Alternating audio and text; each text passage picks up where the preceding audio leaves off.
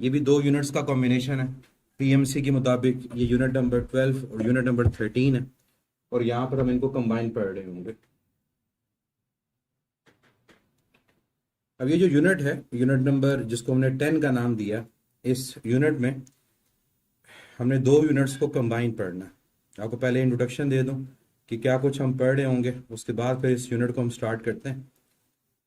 PMC के according ये unit number आपका 12 है, और यूनिट नंबर 12 में हमने जो कवर करना है वो एटॉमिक स्पेक्ट्रा के टॉपिक को कवर करना है।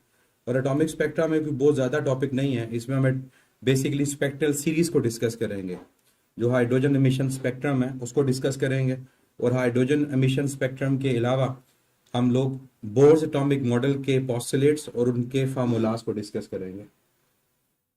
इसके अलावा सच हमारे पास कोई भी और टॉपिक इस यूनिट में शामिल नहीं है।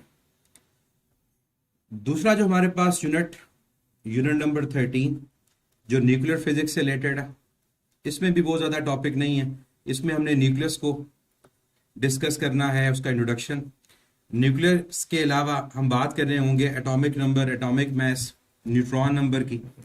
उसके बाद आइसोटोप्स, आइसोटोन्स, आइसोबार, इनका डिफरेंस थोड़ा सा डिस्कस करेंगे, क्योंकि ये तमाम चीज़ें न्यूक्लियस की प्रॉपर्टीज में कवर हो रही होती हैं। इन चीज़ों को कवर करने के बाद हमने रेडियो एक्टिविटी और हाफ लाइफ को डिस्कस करना है, और इन द एंड फिर हम बायोलॉजिकल इफेक्ट्स ऑफ रेडिएशन को डिस्कस करेंगे। इनके अलावा जो बाकी टॉपिक्स हैं, न्यूक्लियर रिएक्टर्स हैं या न्यूक्लियर रिएक्शंस हैं, फिशन फ्यूजन, ये हमारे सिलेबस का हिस्सा नहीं है। अगर आप सिलेबस को भी देखो तो सिलेबस के अंदर जो चीज़ें आपके पास कवर होती हैं वो बड़ी महदूद सी चीज़ें हैं, और आपने उन्हीं को कवर करना है। एक्स्ट्रा चीज़ें कवर करने की ज़रूरत नहीं है। ये सोच करके लास्ट टाइम क्या चीज़ आई थी, क्या नहीं आई थी, ऐसा कोई भी रेफरेंस पॉइंट ना बनाए अपना कि फलां टाइम पे क्या हुआ था तो अब क्या होना है। तो आई होप आपको क्लियर हो गया होगा कि क्या चीज़ें आपने कवर करनी है और क्या चीज़ें कवर नहीं करनी। रेडिएशन डिटेक्टर्स भी आपके सिलेबस का हिस्सा नहीं है। मैस डिफेक्ट, बाइंडिंग एनर्जी, ये भी आपके सिलेबस का हिस्सा नहीं है। तो जो नहीं है इसका मतलब है वो आपने कवर नहीं करनी। आवाज में क्या इशू है? आवाज का जो आप कह रहे हैं आवाज को इंक्रीज करें, आवाज का लेवल तो मैक्सिमम है। मेरा ख्याल है आपके एंड के ऊपर आवाज का इशू है, आपको भी थोड़ा सा अपनी आवाज को बढ़ाना पड़ेगा।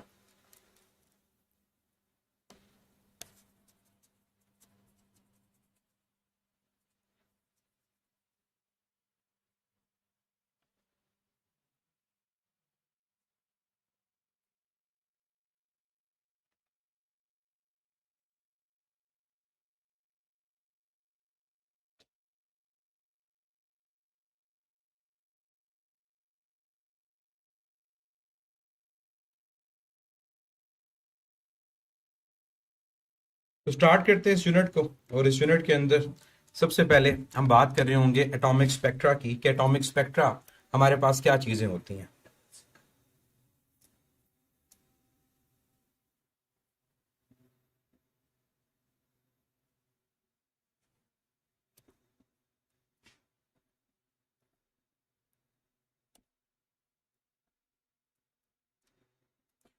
एटॉमिक स्पेक्ट्रा को डिफाइन करने से पहले ये बात आपको पता है कि हमारे पास किसी भी एटम के अंदर जो इलेक्ट्रॉन होता है उसकी डिस्क्रीट या स्पेसिफिक एनर्जीज होती हैं। मतलब इलेक्ट्रॉन किसी भी ऑर्बिट में रिवॉल्व कर रहा होता है तो उसकी जो एनर्जी है वो डिस्क्रीट होती है, फिक्स होती है।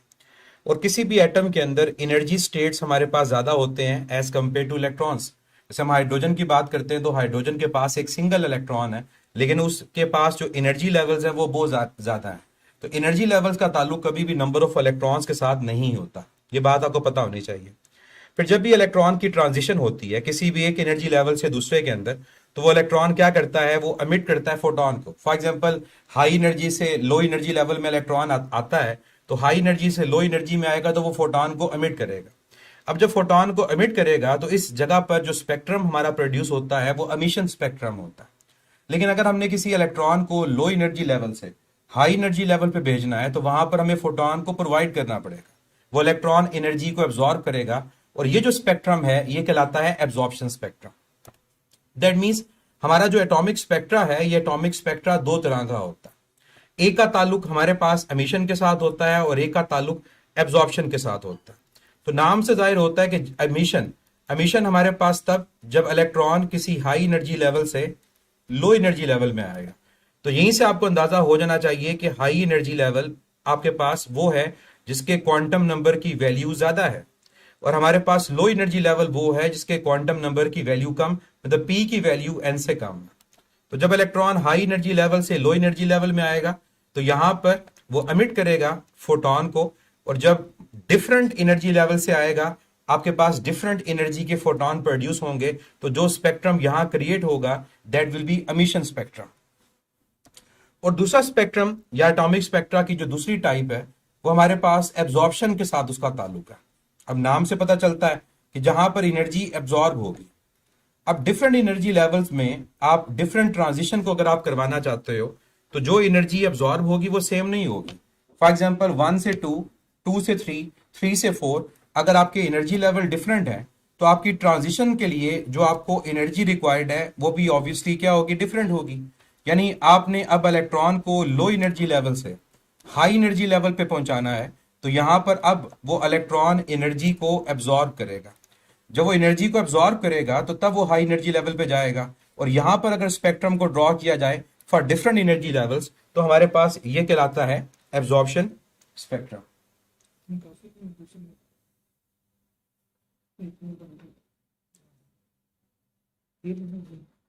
क्लियर? अब एटॉमिक स्पेक्ट्रा को अगर डिफाइन किया जाए तो क्या कहा जाता है? तो atomic spectra is defined as the spectrum of electromagnetic radiation emitted और absorbed by an electron during transition between different energy levels with an atom. तो अगर ये स्टेटमेंट आपको समझ आ जाए तो आपको एमिशन और एब्जॉर्प्शन दोनों चीजों की समझ आ जाती है कि एमिशन स्पेक्ट्रम, एब्जॉर्प्शन स्पेक्ट्रम दोनों एटॉमिक स्पेक्ट्रा की टाइप्स हैं। तो क्या है atomic spectra? Atomic spectra is basically spectrum of electromagnetic radiation. अब कब प्रोड्यूस होता है ये spectrum? That is produce due to emission, emitted और एब्जॉर्ब्ड। एमिशन की वजह से या फिर एब्जॉर्प्शन की वजह से। और कौन एमिट कर रहा होगा, कौन एब्जॉर्ब कर रहा होगा? That will be by an electron. वो इलेक्ट्रॉन कर रहा होगा। और कब कर रहा होगा? जब उसकी ट्रांजिशन होगी। अब ट्रांजिशन कैलकुलेट करने का आगे हम शॉर्टकट की बात करेंगे। और transition between different energy levels within an atom।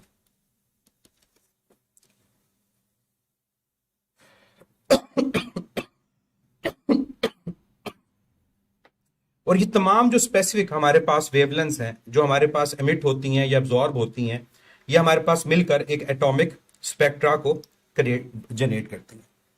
अब अगर हम स्पेसिफिकली बात करते हैं कि हमने इस यूनिट में जिसको डिस्कस करना है तो वो हमारे पास एमिशन स्पेक्ट्रम है। अब एमिशन स्पेक्ट्रम जो है, जो स्पेसिफिक वेवलेंथ के कॉम्बिनेशन की वजह से होगा, इस एटॉमिक एमिशन स्पेक्ट्रम की फर्दर हमारे पास 3 टाइप्स होती है। अब ये जो तीनों टाइप्स हैं ये डिपेंड कर रही होती हैं हमारी नेचर के ऊपर कि हमारे पास जो ट्रांजिशन हो रही है वो कहां से हो रही है। अब ये 3 टाइप्स क्या क्या है? ये 3 टाइप्स हमारे पास है, लाइन और डिस्क्रीट स्पेक्ट्रम। अब नाम से पता चलता है कि हमारे पास अगर स्पेसिफिक लाइंस प्रोड्यूस हो, और स्पेसिफिक लाइंस का मतलब होगा कि जो डिस्क्रीट वैल्यूज को शो करेंगी, तो हमारे पास जो स्पेक्ट्रम प्रोड्यूस होगा that will B line spectrum. अब लाइन स्पेक्ट्रम में जब स्पेक्ट्रम ड्रॉ होता है तो हर एक हमारे पास एक डिस्क्रीट लाइन की फॉर्म में एनर्जी लेवल रिप्रेजेंट हो रहा होता है। ये डिस्क्रीट लाइंस है और ये डिस्क्रीट स्पेक्ट्रम को रिप्रेजेंट कर रही होती है। इसकी एग्जांपल अगर हम देखते हैं कि लाइन स्पेक्ट्रम या डिस्क्रीट स्पेक्ट्रम कहां पर होता है, तो हाइड्रोजन जो हमने यहां डिस्कस करना है, हाइड्रोजन एमिशन स्पेक्ट्रम डिस्क्रीट होता है और फिक्स होता है। दूसरी टाइप हमारे पास जो है दैट इज बैंड स्पेक्ट्रम। अब बैंड स्पेक्ट्रम के अंदर, और तीसरा मैं साथ लिख देता हूं ताकि दोनों में आपको डिफरेंस पता चल जाए, और तीसरा हमारे पास है कॉन्टिन्यूस स्पेक्ट्रम। इनके स्पेक्ट्रम के अंदर डिफरेंस होगा कि बैंड के अंदर आपके पास हर दो जो एनर्जी लेवल्स हैं वो किसी स्पेसिफिक लाइन के साथ डिफरेंशिएट नहीं होंगे। हर एक एनर्जी लेवल एक एनर्जी बैंड की तरह रिप्रेजेंट करेगा। और हमारे पास जब दूसरा बैंड स्टार्ट होगा एनर्जी लेवल का, तो इन दोनों के दरमियान कोई भी एज सच डिस्क्रीट लाइन, कोई सेपरेशन प्रेजेंट नहीं होगी। अब बैंड स्पेक्ट्रम की एग्जांपल की बात करें तो मॉलिक्यूलर स्पेक्ट्रम हमारा बैंड स्पेक्ट्रम होता है। मींस मॉलिक्यूल्स के अंदर जब ट्रांजिशन होगी बिटवीन डिफरेंट एनर्जी लेवल्स तो हमारे पास बैंड स्पेक्ट्रम प्रोड्यूस होगा। लेकिन अगर बैंड मैं एक चीज यहां पर स्किप बता दूं कि बैंड के अंदर हमारे पास एक डिस्क्रीट सेपरेशन प्रेजेंट होगी और वो दोनों को डिस्टिंग्विश कर रही होगी हर एक एनर्जी लेवल को। लेकिन जब हम कॉर्डिनेट स्पेक्ट्रम की बात करेंगे तो कॉर्डिनेट स्पेक्ट्रम के अंदर जैसे रेनबो होती है उस तरह से कोई भी एज सच डिस्क्रीट सेपरेशन, कोई फिक्स सेपरेशन प्रेजेंट नहीं होगी। मतलब हर एक स्पेक्ट्रम दूसरे स्पेक्ट्रम के साथ मर्ज हुआ होगा। और इसकी एग्जांपल हमारे पास जो आती है वो ब्लैक बॉडी रेडिएशन की आती है कि जब किसी ब्लैक बॉडी को हीट किया जाए तो जो एनर्जी वो एमिट करता है वो कॉन्टिन्यूस एमिट करता है। इसी तरह से एक्सरे की प्रोडक्शन को डिस्कस किया जाए तो एक्सरेज हमारे पास जो कॉन्टिन्यूस एक्सरेज होती हैं वो बिल्कुल एक कॉन्टिन्यूस उनकी वेवलेंथ का ऑर्डर होता है और वो हमारे पास हर दो वैल्यूज किसी भी डिस्क्रीट लाइंस के साथ सेपरेट नहीं हो रही होती। तो ब्लैक बॉडी के अंदर हमारे पास जो स्पेक्ट्रम प्रोड्यूस होगा वो डिस्क्रीट सेपरेशन कोई नहीं होगी, कोई फिक्स लाइन नहीं होगी जो उनको सेपरेट कर रही होगी। तो ये तीन टाइप्स हमारे पास होती हैं एमिशन स्पेक्ट्रम के अंदर और ये एग्जांपल हमें पता होनी चाहिए। अब स्पेसिफिकली हम यहां पर जो बात करने लगे हैं वो बात करने लगे हैं हाइड्रोजन एमिशन स्पेक्ट्रम की, कि जब हाइड्रोजन के एटम के अंदर इलेक्ट्रॉन की ट्रांजिशन होती है बिटवीन डिफरेंट एनर्जी लेवल्स तो वहां पर भी एक एमिशन स्पेक्ट्रम क्रिएट होगा जिनको जब एक स्पेसिफिक ऑर्डर के अंदर अरेंज किया जाता है तो हम नाम क्या देते हैं, हम इसको स्पेक्ट्रल सीरीज का नाम देते हैं। अब हाइड्रोजन एमिशन स्पेक्ट्रम में हम जो रेफरेंस यूज करते हैं वो बेसिकली बोर एटॉमिक मॉडल का करते हैं कि जब भी इलेक्ट्रॉन किसी हाई एनर्जी लेवल से लो एनर्जी लेवल में आएगा फ्रॉम एन टू पी तो इलेक्ट्रॉन की जो ट्रांजिशन है वो वहां पर एनर्जी एमिट करेगी इन टर्म्स ऑफ फोटॉन और उस फोटॉन की जो एनर्जी है वो दोनों एनर्जी लेवल के डिफरेंस के इक्वल आएगी। जब भी इलेक्ट्रॉन किसी हाई एनर्जी लेवल से लो एनर्जी लेवल में आएगा तो जो एनर्जी वहां पर एमिट होगी वो in terms of photon, quantum theory, और उसकी वैल्यू दोनों के एनर्जी डिफरेंस के इक्वल आएगी। अब इस रिजल्ट को हम दो तरह से लिख सकते हैं। हम इसको E n minus E p is equal to h f भी लिख सकते हैं और इवन हम इसको वेवलेंथ की फॉर्म में लिखना चाहें तो E n minus E p is equal to h c by lambda भी लिख सकते हैं। अब अगर ये दो एनर्जी लेवल्स के दरमियान जो डिफरेंस है वो फिक्स होगा तो जो वहां पर हमारा फोटॉन प्रोड्यूस होगा उसकी वेवलेंथ और उसकी फ्रीक्वेंसी भी फिक्स होगी। इसका मतलब जो यहां पर हमारे पास स्पेक्ट्रम क्रिएट होना है वो डिस्क्रीट होना है, वो फिक्स होना है। ऐसा नहीं हो सकता कि दो एनर्जी लेवल्स के दरमियान हमारे पास एनर्जी डिफरेंस एक जैसा है, हर दो के दरमियान एनर्जी डिफरेंस वो डिफरेंट होगा। अब इस फार्मूला के अंदर जब आप वैल्यूज पुट करते हो, वैल्यूज वो कहां से आती हैं कि किसी भी स्पेसिफिक ऑर्बिट के अंदर एनर्जी का फार्मूला वो है minus E not over n square. तो ई एन की जगह आप पुट करोगे minus E not over n square और इसी तरह ईपी की जगह पुट करोगे EP is equal to minus E not over p square. तो इनको सब्स्टिट्यूट करने से यहां पर हमारे पास एक फार्मूला ड्राइव होता है हाइड्रोजन एमिशन स्पेक्ट्रम का और उस फार्मूला को नाम दिया जाता है Rydberg's formula. Rydberg's formula to calculate the wave number. और वेव नंबर के अलावा इसको हम सिंपल ये भी कह सकते हैं कि रेडबर्ग फार्मूला का पर्पस जब भी ट्रांजिशन होती है दो एनर्जी लेवल्स के दरमियान तो वेवलेंथ को कैलकुलेट करने का होता है। और ये फार्मूला क्या है, 1 over lambda is equal to Rydberg constant times 1 over p square minus 1 over n square. ये जो 1 ओवर लैम्डा है ये नंबर ऑफ वेव्स हैं पर मीटर, इसको वेव नंबर का नाम भी दिया जाता है। और ये जो P और N है ये वो दो एनर्जी लेवल्स हैं जिनके दरमियान ट्रांजिशन हो रही है। और ये जो R है जिसको कैपिटल R भी लिखा जाता है या RH भी लिखा जाता है, ये हमारे पास कहलाता है रेडबर्ग्स कांस्टेंट। ये बताएगा आप में से कि हमारे पास इस रेडबर्ग कांस्टेंट की वैल्यू क्या होती है और उसका यूनिट क्या होता है। जो ये रेडबर्ग कांस्टेंट है इसकी वैल्यू क्या है और इसका यूनिट क्या होता है।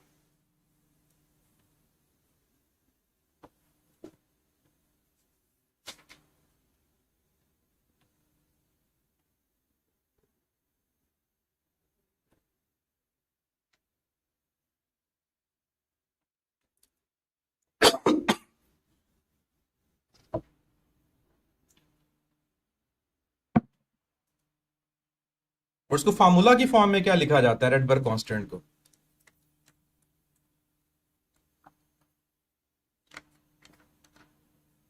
मतलब बेसिकली ये वैल्यू जो आप बता रहे हो, ये वैल्यू आती कहां से? 1.09 10⁻⁷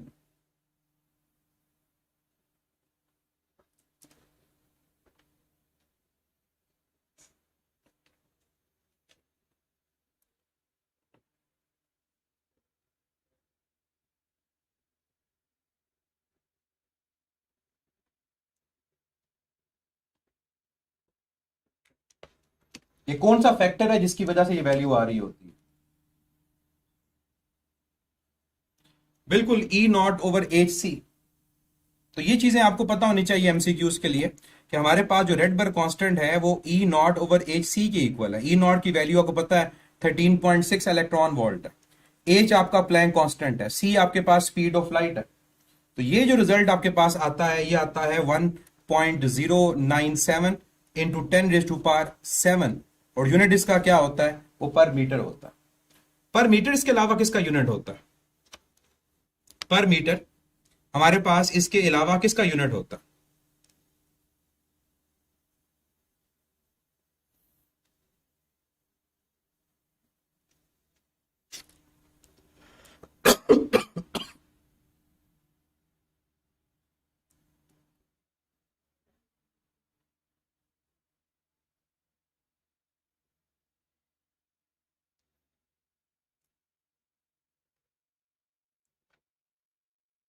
पर मीटर इसके अलावा किसका यूनिट होता है? वेव नंबर का।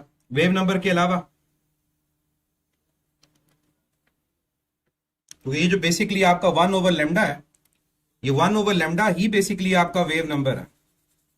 ये जो 1/λ है, ये बेसिकली क्या है? ये आपके पास वेव नंबर है। और वेव नंबर के बारे में आप क्या चीज कहते हो, कि क्या चीज होती है? ये नंबर ऑफ वेव्स पर मीटर होती है।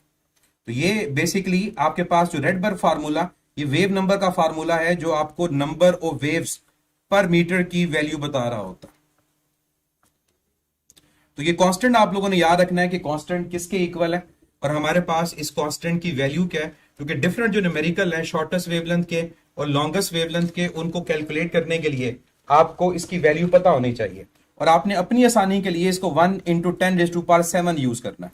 तो 1.097 को कैलकुलेशन में पूरा इस्तेमाल करने की जरूरत नहीं है, सिर्फ 1 इंटू 10⁻⁷ भी अगर यूज कर लो तो वो काफी होगा।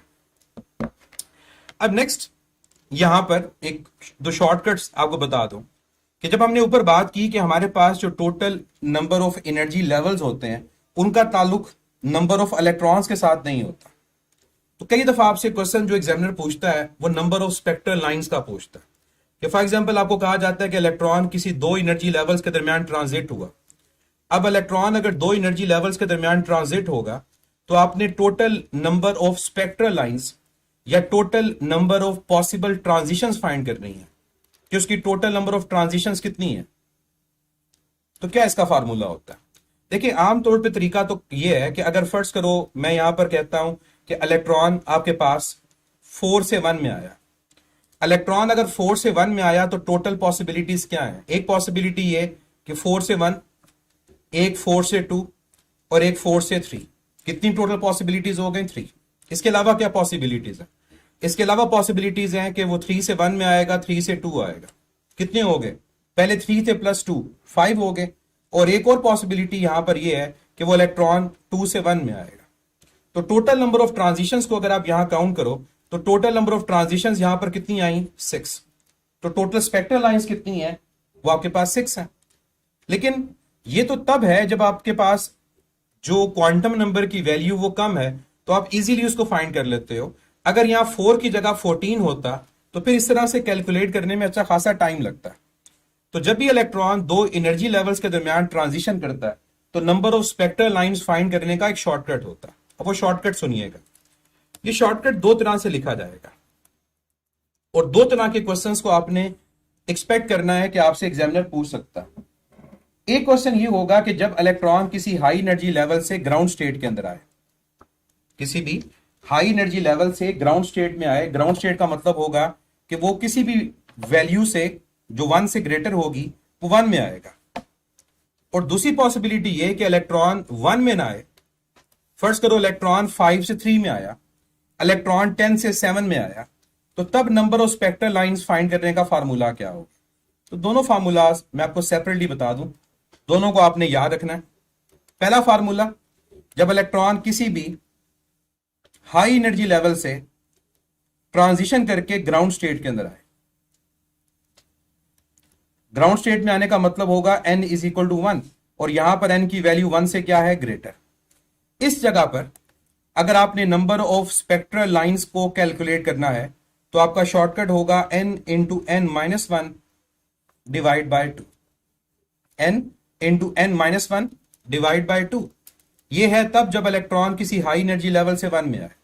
लेकिन अगर ऐसा क्वेश्चन ना हो, फॉर एग्जांपल मैं कहता हूं कि इलेक्ट्रॉन 7 से 4 में आया, इलेक्ट्रॉन 7 से 4 में आया, और ये p जो है ये 1 के इक्वल नहीं है। अब इलेक्ट्रॉन की जब ट्रांजिशन हुई तो अब total number of spectral lines कितनी होंगी? तो इसका शॉर्टकट सुनिएगा और याद रखिएगा, that is n2 minus n1। अब n2 n1 को मैं यहां डिफाइन कर दूं कि ये n2 है और ये n1 है, into n2 minus n1 plus 1 divide by 2। तो ये दो शॉर्टकट्स आप लोगों ने याद रखने हैं। अगर आप दोनों को नहीं याद रखना चाहते, आप सिर्फ सेकंड वाले को याद कर लो, सिर्फ सेकंड वाले को, क्योंकि सेकंड वाले फार्मूला के अंदर अगर आप n1 की वैल्यू 1 पुट करोगे तो ये भी सॉल्व होकर किसके इक्वल आ जाएगा? ये भी सॉल्व होकर इक्वल आ जाएगा n into n minus 1 divide by 2 के। तो ये चीज आप चेक भी कर सकते हो। तो दो फार्मूलाज याद कर लें तब भी करेक्ट है, और अगर आप सिर्फ सेकंड फार्मूला याद रख लें तो नंबर ऑफ स्पेक्ट्रल लाइन से रिलेटेड जो क्वेश्चन होगा वो इजीली सॉल्व हो जाएगा। एक प्रैक्टिस के लिए क्वेश्चन करो। क्वेश्चन मेरा आपसे ये है कि अगर इलेक्ट्रॉन दो एनर्जी लेवल्स के दरमियान मूव करता है फ्रॉम 10 टू 5, इलेक्ट्रॉन कहां से ट्रांजिशन करता है? 10 से 5 में। तो बताओ टोटल पॉसिबल ट्रांजिशंस कितनी हैं? टोटल जो पॉसिबल ट्रांजिशंस हैं वो कितनी हैं, या total number of spectral lines जो प्रोड्यूस होंगी हाइड्रोजन एमिशन स्पेक्ट्रम में वो कितनी होंगी?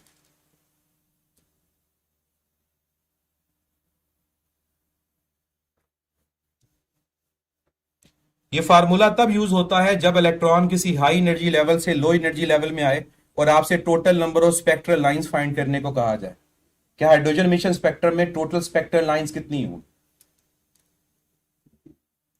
15 आंसर आप लोग दे रहे हैं, देखते हैं आंसर करेक्ट है या इनकरेक्ट है। शॉर्टकट जो यूज हुआ अब वो देखें क्या है और उसको याद भी रखें। शॉर्टकट आपके पास है n2 minus n1 into n2 minus n1 plus 1 whole divide by 2। अब यहां वैल्यू पुट करें, n2 आपके पास 10 है तो 10 माइनस 5, और यहां भी 10 माइनस 5, लेकिन साथ क्या आ जाएगा? Plus 1 and whole divide by 2।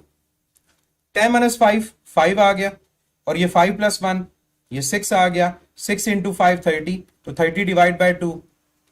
Total number of spectral lines कितनी है? 15। क्लियर? तो ये शॉर्टकट आप लोगों ने याद रखना है।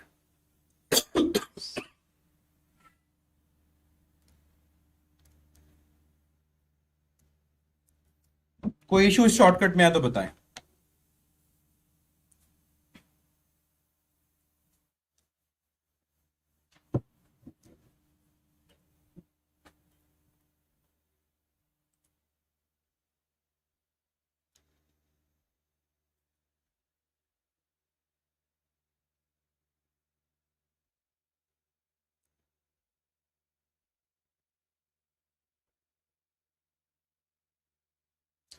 अच्छा, अगर इलेक्ट्रॉन 10 से 1 में आए तब कितनी स्पेक्ट्रल लाइंस प्रोड्यूस होंगी? अगर इलेक्ट्रॉन 10 से 1 में आएगा तब कितनी स्पेक्ट्रल लाइंस प्रोड्यूस होंगी?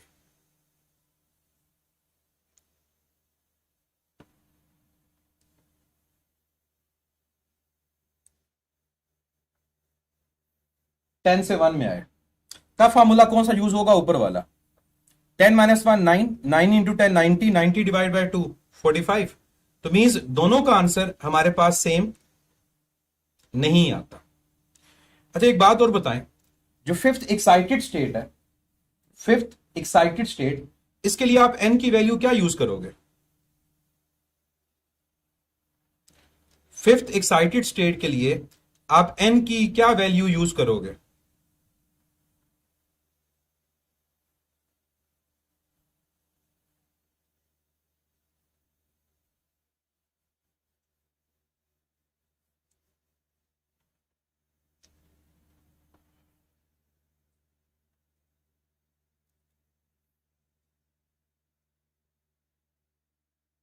फिफ्थ एक्साइटेड स्टेट के लिए एन की क्या वैल्यू यूज करोगे?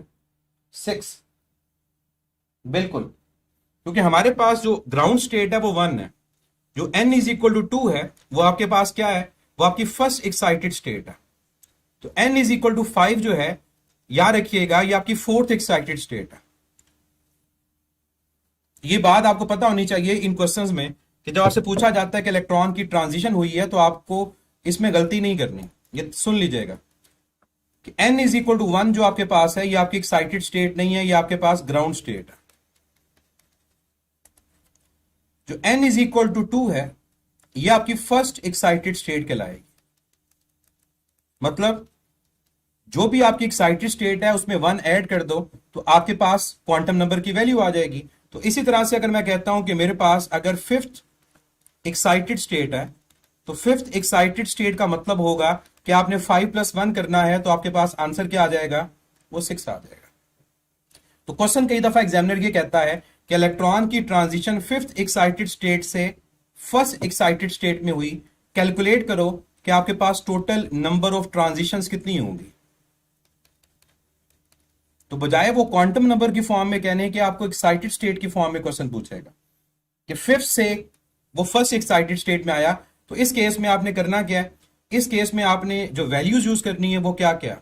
आपने n2 की वैल्यू यूज करनी है 6 और n1 की वैल्यू यूज करनी है 2, और जो आपको मैंने शॉर्टकट बताया उसमें वैल्यूज पुट करोगे तो total number of spectral lines आपके पास कैलकुलेट हो जाएंगे। नेक्स्ट पॉइंट पे चलते हैं, और नेक्स्ट हमारे पास है स्पेक्ट्रल सीरीज।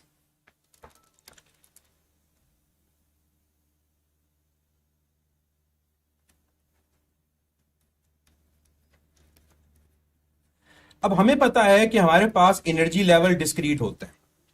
एनर्जी लेवल अगर डिस्क्रीट होते हैं तो वहां पर जो इलेक्ट्रॉन की ट्रांजिशन की वजह से फोटोन ने प्रोड्यूस होना है, वो फोटोन भी एक डिस्क्रीट एनर्जी रखेगा। डिस्क्रीट एनर्जी रखेगा, उसकी डिस्क्रीट वेवलेंथ होगी।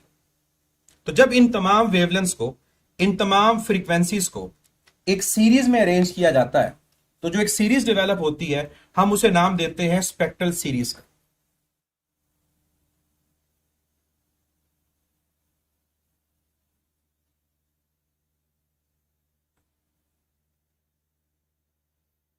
जैनब बच्चे क्या पूछ रहे हो? सर 6 की जगह क्वेश्चन में 4 का स्क्वायर आना चाहिए। किस क्वेश्चन में 4 का स्क्वायर आना चाहिए?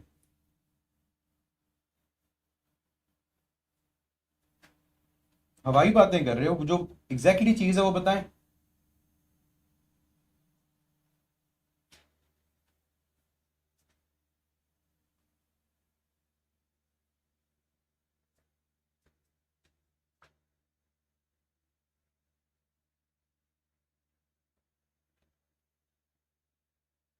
इसी क्वेश्चन में कौन से क्वेश्चन है बच्चे? क्वेश्चन मैंने कौन सा लास्ट पूछा? क्वेश्चन बताएं।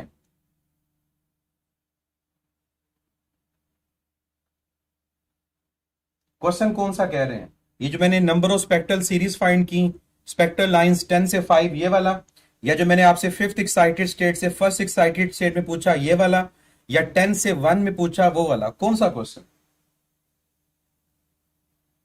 तो 5+1 बच्चे -5+1 है। 5+1 नहीं है, वो -5+1 है। तो -5+1 क्या होगा? -4, और 10 - 4 6।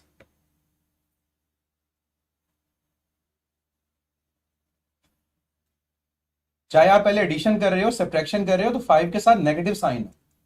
तो आप यहां पर शायद कंफ्यूज हो रहे हो। ये -5+1, तो -5+1 क्या होगा? -4, और 10 - 4 6। यूं करो तब भी ये आंसर आया। अगर आप यूं नहीं करना चाह रहे हो, आप इसको करो कि पहले 10 - 5 5, और 5 + 1 तब भी 6, और 6 × 5 तब भी 30। तो दोनों से आंसर सेम आएगा। आप कहीं और गलती कर रहे हो।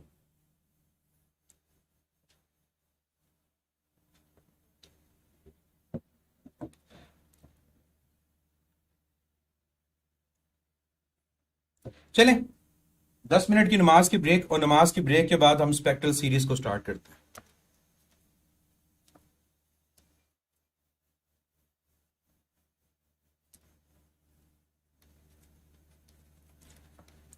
बच्चे, सब्ट्रैक्शन भी एडिशन ही होती है।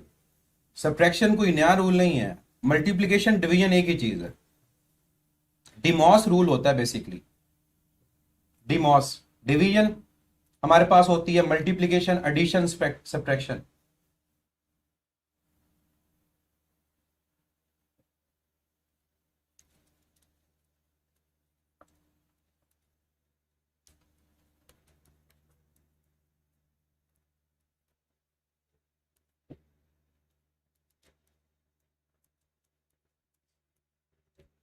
सेवन 25 पे क्लास को स्टार्ट करते हैं दोबारा।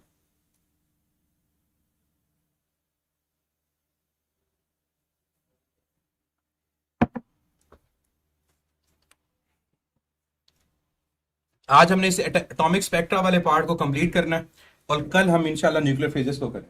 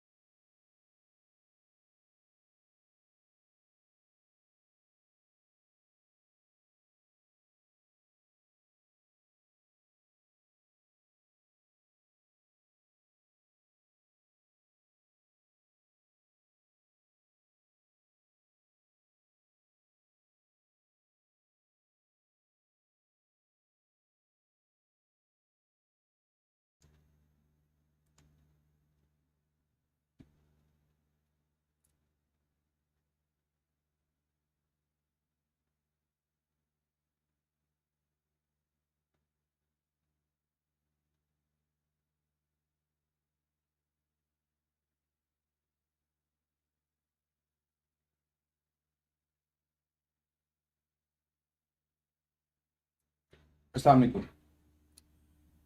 अच्छा, हम बात कर रहे थे हाइड्रोजन एमिशन स्पेक्ट्रम की, और हमने अब जो चीज़ डिस्कस करनी है वो हमारे पास है स्पेक्ट्रल सीरीज।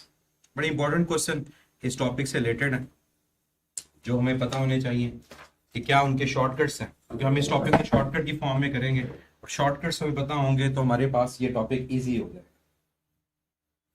जिन बच्चों को वो रूल नहीं पता बच्चे, मैं रिपीट कर दूं, रूल आपके पास जो है ये डिमैस रूल, ठीक है, DMAS, division multiplication addition subtraction, ये होता है। तो आपको पता होना चाहिए कि आपने पहले डिवीजन करनी है, फिर मल्टीप्लिकेशन, फिर एडिशन, फिर सब्ट्रैक्शन। तो इस चीज में गलती नहीं करनी और ना इसमें कंफ्यूज होना। अब स्पेक्ट्रल सीरीज की बात जब मैंने की तो मैंने कहा कि स्पेक्ट्रल सीरीज क्या है। हमारे पास हाइड्रोजन जो स्पेक्ट्रम होता है उस स्पेक्ट्रम को एक ऑर्डर में अरेंज किया जाए। In hydrogen spectrum, each group of spectral lines corresponding to electron transition to a particular state। कि हमारे पास हर एक जो ग्रुप है स्पेक्ट्रल लाइंस का, वो इलेक्ट्रॉन की एक ट्रांजिशन किसी पर्टिकुलर स्टेट में रिप्रेजेंट कर रहा होता है, और हम इसे नाम क्या दे रहे होते हैं, हम इसको स्पेक्ट्रल सीरीज का नाम दे रहे होते हैं। तो ये स्टेटमेंट मैं यहां पर लिख लेता हूं ताकि आपको आइडिया हो कि ये स्टेटमेंट क्या हमारे पास रिप्रेजेंट करती है। इन हाइड्रोजन स्पेक्ट्रम ईच ग्रुप, अब ग्रुप कैसे बनेगा कि जब भी इलेक्ट्रॉन फर्स्ट करो किसी हाई एनर्जी लेवल से ग्राउंड स्टेट में आएगा तो उन तमाम स्पेक्ट्रल लाइंस का एक ग्रुप आप बना दोगे, उनकी वेवलेंथ का एक ऑर्डर, एक सीरीज एक डेवलप कर दोगे, और वो जो हमारे पास ग्रुप होगा वो किससे रेलिवेंट होगा, that is corresponding two electron transition. वो हमारे पास इलेक्ट्रॉन की ट्रांजिशन को रिप्रेजेंट कर रहा होगा किसके अंदर, टू अ पर्टिकुलर स्टेट। तो ये हमारे पास स्पेक्ट्रल सीरीज है।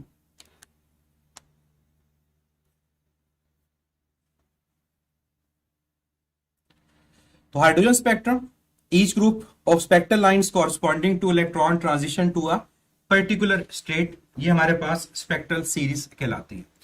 अब इसका एक टेबल हम ड्रॉ करेंगे। उस टेबल को ड्रॉ करने से पहले इस चीज को हम यूं समझते हैं कि हमारे पास ये डिफरेंट एनर्जी लेवल्स हैं और हर एक एनर्जी लेवल का एक अपना एक क्वांटम नंबर है।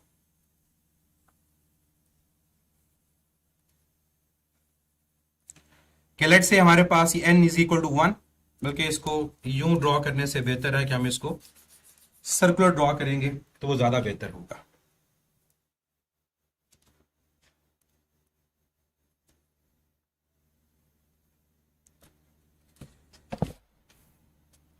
इससे ज्यादा समझना हमारे लिए इजी हो जाएगा।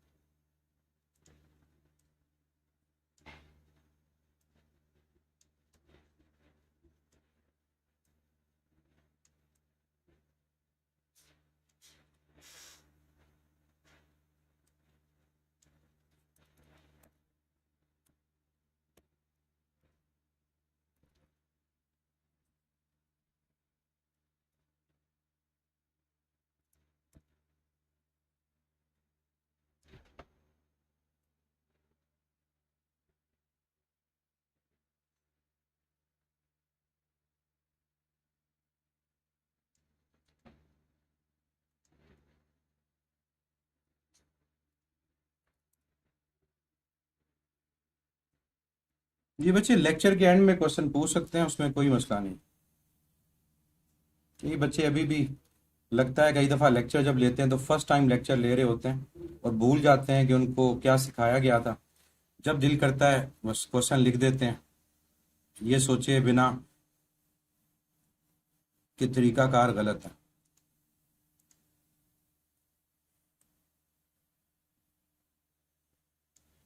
फिर गिला भी ये होता है कि सर हमारे क्वेश्चन का आंसर क्यों नहीं देते। जब तरीका ही आप गलत अपनाएंगे तो आपको आंसर कैसे मिलेगा?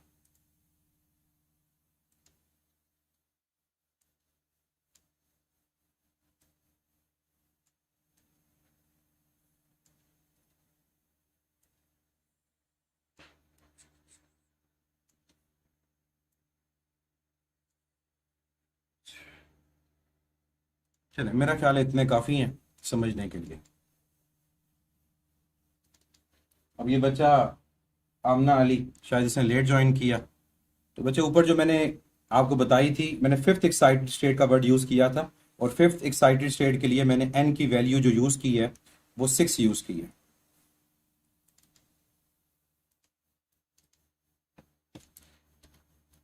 अच्छा, अब इस चीज को समझिएगा जिनको डाउट होता है कि हमारे पास स्पेक्ट्रल सीरीज क्या है। हमारे पास ये एन इज इक्वल टू 1 को रिप्रेजेंट करेगा।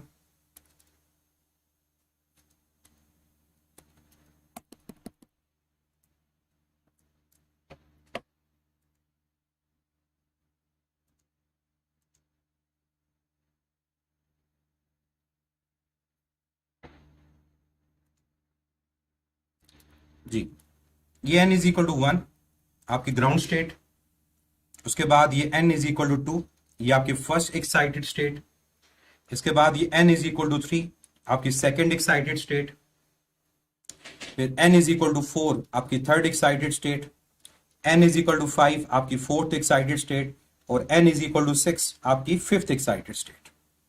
अब ये सीरीज किस तरह से डेवलप होती है?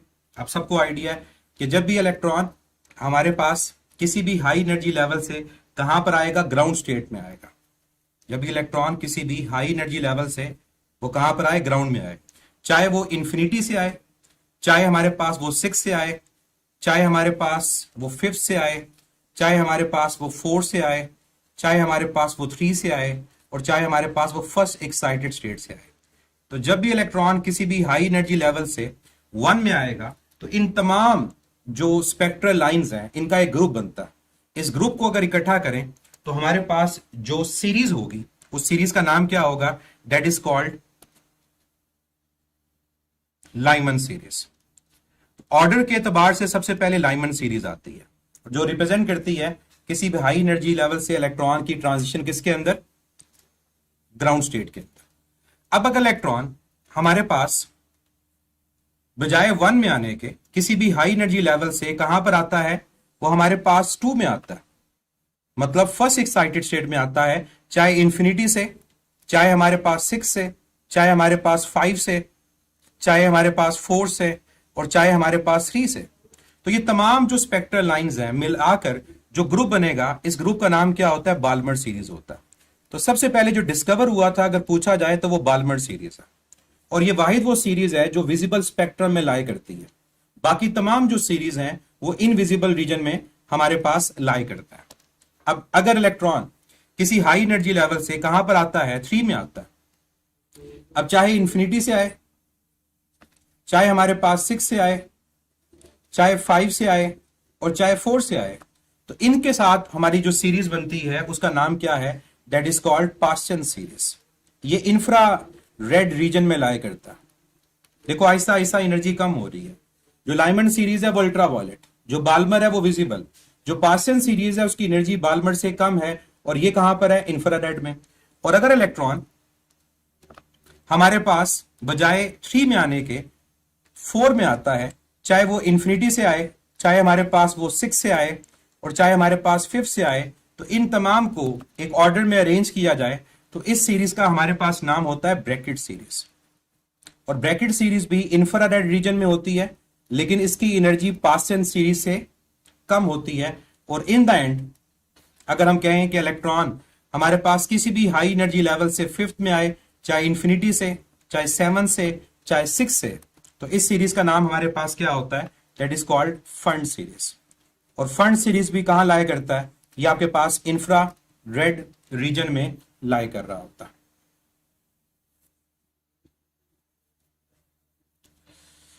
तो ये चीजें आपको पता होनी चाहिए कि हमारे पास इनको ऑर्डर किसकी एनर्जी ज्यादा है, किसकी एनर्जी कम है, कौन किस हमारे पास रीजन में लाई करता है।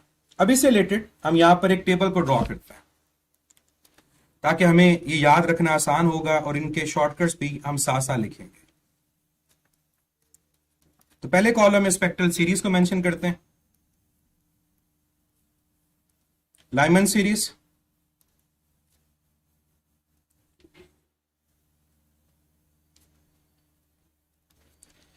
Balmer series,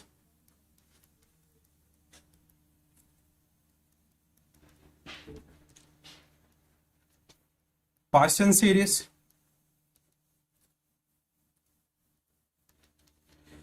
bracket, and last one is fund series.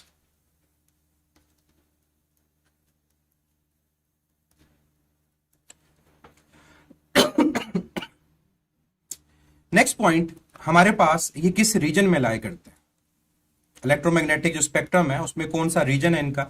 तो अल्ट्रावायलेट लाइमन सीरीज, बाल्मर हमारे पास विजिबल, और बाकी तीनों हमारे पास इंफ्रा रेड रीजन में होता है।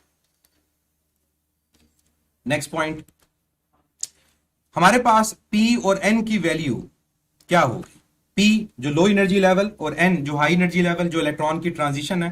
तो लाइमन सीरीज के लिए P की वैल्यू 1, बाल्मर के लिए 2, पार्सन 3, ब्रैकेट 4 और फंड के लिए 5। और N की वैल्यू क्या होगी, 1 से ग्रेटर। तो यहां पर N की वैल्यू जहां से इलेक्ट्रॉन की ट्रांजिशन हुई वो 2, 3 and so on up to infinity. यहां पर 3, 4 so on up to infinity. यहां पर 4, 5 अप टू इंफिनिटी। यहां 5, 6 अप टू इंफिनिटी। और फंड सीरीज के लिए हमारे पास क्या होगा, that will be 6, 7 up to infinity. अब इन तमाम के लिए हमारे पास रेडबर्ग्स फार्मूला क्या बनेगा, कि अगर आप रेडबर्ग फार्मूला को या इनके लिए वेव नंबर को लिखना चाहो तो इनके लिए वेव नंबर का फार्मूला क्या है। तो क्या करेंगे, इस फार्मूला के अंदर N और P की वैल्यू को सब्स्टिट्यूट कर देंगे। तो यहां P की वैल्यू 1 होगी और N जो भी गिवन होगा उसके मुताबिक आप सब्स्टिट्यूट करोगे। वैल्यू आपको पता है कि 1 से क्या है, ग्रेटर। सिमिलरली बाकियों के लिए फार्मूला, कि कहीं पर अगर ये फार्मूला लिखा हो और आपसे सीरीज आइडेंटिफाई करनी हो तो आपने P की वैल्यू से सीरीज को आइडेंटिफाई करना, कि P की वैल्यू क्या गिवन है, उससे आपको पता चल जाएगा कि इलेक्ट्रॉन की ट्रांजिशन किस लोअर एनर्जी लेवल के अंदर हो रही है। तो बाकी से एस एच फार्मूला में कोई डिफरेंस नहीं है, बस आप कर क्या रहे हो, सिर्फ P की वैल्यू को सब्स्टिट्यूट कर रहे हो। अब अगली बात यहां पर जो एक क्वेश्चन पूछा जाता है वो ये कि हमारे पास किसी भी सीरीज के लिए मैक्सिमम वेवलेंथ क्या होगी और किसी भी सीरीज के लिए मिनिमम वेवलेंथ क्या होगी। अब पहले आपको मैं कॉन्सेप्ट बता दूं और फिर उसके बाद उसको शॉर्टकट की फॉर्म में भी याद रखिएगा। देखिए, वेवलेंथ मैक्सिमम तब होती है जब आपकी एनर्जी कम होती है। मैं रिपीट कर रहा हूं इस पॉइंट को, कि हमारी वेवलेंथ मैक्सिमम तब होती है जब हमारी एनर्जी मिनिमम होती है, और वेवलेंथ मिनिमम तब होगी जब हमारी एनर्जी मैक्सिमम होगी। अब एनर्जी मिनिमम कब होगी, जब इलेक्ट्रॉन करीब से आएगा। जब इलेक्ट्रॉन कहां से आएगा, करीब से आएगा, तो एनर्जी डिफरेंस कम होगा। इसका मतलब जब भी इलेक्ट्रॉन लोअर एनर्जी लेवल में हमारे पास कहां से आएगा, किसी भी नियरेस्ट पॉइंट से आएगा, तो वहां पर एनर्जी डिफरेंस आपका कम होगा और आपके पास जो वेवलेंथ होगी वो ज्यादा होगी। और जब भी इलेक्ट्रॉन हमारे पास दूर से आएगा, किसी फार वाले पॉइंट से आएगा, तो वहां पर एनर्जी डिफरेंस हमारे पास ज्यादा होगा, जिसकी वजह से हमारी जो वेवलेंथ होगी वो कम होगी। तो इससे आपने एक आइडिया लगा लिया कि दूर से आएगा तो वेवलेंथ मिनिमम, करीब से आएगा तो वेवलेंथ मैक्सिमम। तो यहां पर शॉर्टकट क्या है, किसी भी सीरीज के लिए आपने लैम्डा मैक्स या एनर्जी मिनिमम फाइंड करनी है तो आपने N की वैल्यू क्या पुट करनी है, P+1। N की वैल्यू क्या पुट करनी है, P+1, क्योंकि नियरेस्ट कौन है। कि फॉर एग्जांपल मैं कहता हूं कि ये मेरे पास P की वैल्यू जो है वो 2 है, तो 2 के सबसे नियरेस्ट कौन है, 2 के सबसे नियरेस्ट 3 है। इसका मतलब जो N की वैल्यू आपने यहां पुट की वो P+1 पुट की। जैसे फर्स्ट करो, अगर मैं कहता हूं कि मेरे पास ब्रैकेट सीरीज है, तो ब्रैकेट सीरीज में इलेक्ट्रॉन कहां पर आ रहा है, वो आपके पास थर्ड एक्साइटेड स्टेट में आ रहा है। P की वैल्यू उसके लिए 4 है, तो 4 के सबसे नियरेस्ट कौन होगा, 5। तो इलेक्ट्रॉन 5 से आएगा, एनर्जी मिनिमम होगी और वेवलेंथ मैक्सिमम होगी। और अगर हमसे ये पूछा जाता है कि वेवलेंथ मिनिमम के लिए क्या होगा, तो याद रखिएगा एन की वैल्यू इंफिनिटी पुट करेंगे। तो ये दो चीजें आप लोगों को अगर याद हो तो आप अपने फार्मूला के अंदर इस एन की वैल्यू को सब्स्टिट्यूट करके अपने आंसर को फाइंड कर सकते हो। तो ये एक तरह का आप शॉर्टकट कह सकते हो कि शॉर्टकट है कि किसी भी सीरीज में लेमडा मैक्सिमम फाइंड करने के लिए एन को p+1 पुट करेंगे और लेमडा मिनिमम फाइंड करने के लिए एन को इंफिनिटी।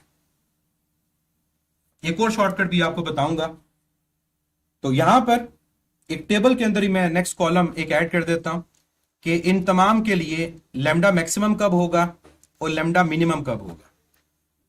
अगर मैं पहले लेमडा मिनिमम लिखूं तो तमाम के लिए अगर इस फार्मूला में एन की वैल्यू इंफिनिटी पुट कर दोगे, एन की वैल्यू इंफिनिटी पुट कर दोगे तो लेमडा मैक्स मिनिमम की वैल्यू आ जाएगी। और लेमडा मैक्सिमम कब आएगा, p+1, तो लाइमन के लिए p+1 2 आएगा, बाल्मर के लिए p+1 3 आएगा। उसके बाद हमारे पास नेक्स्ट के लिए क्या आएगा 4, फिर 5 और फंड के लिए क्या आएगा वो 6 आएगा। तो ये तमाम सीरीज के लिए लेमडा मैक्स और लेमडा मिनिमम के लिए एन की वैल्यू पता होनी चाहिए कि अगर डायरेक्ट क्वेश्चन सिर्फ इतना ही आए कि लेमडा मैक्सिमम कब होगा मिनिमम कब होगा, आप इसे सॉल्व कर सकते हैं। फॉर एग्जाम्पल मैं आपसे अब क्वेश्चन पूछता हूं और फिर मैं आपको इसका शॉर्टकट भी बताऊंगा कि बाल्मर सीरीज के लिए फाइंड करें कि लेमडा मैक्सिमम की वैल्यू क्या होगी और लेमडा मिनिमम की वैल्यू क्या होगी। अब वैल्यू बतानी है, एन की वैल्यू नहीं बतानी, एन की क्या होगी, एग्जैक्ट वैल्यू बताएं क्या आएगी। और आपका जो आंसर होना चाहिए वो रेडबर्ग कांस्टेंट की फॉर्म में होना चाहिए। आपने रेडबर्ग कांस्टेंट को सॉल्व नहीं करना, इन टर्म्स ऑफ आर आपने आंसर बताना।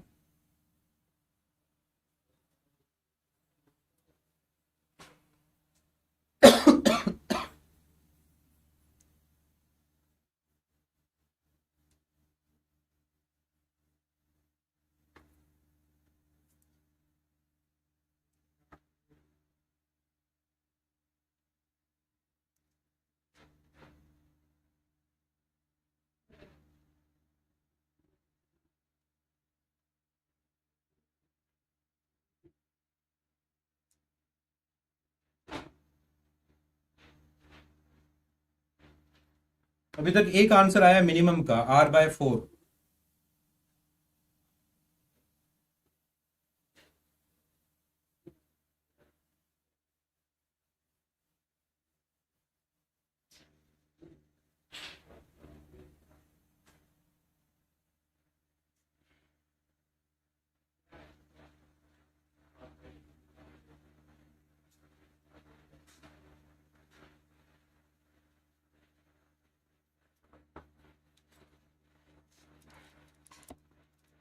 बाकी लगता है सॉल्व नहीं कर रहे।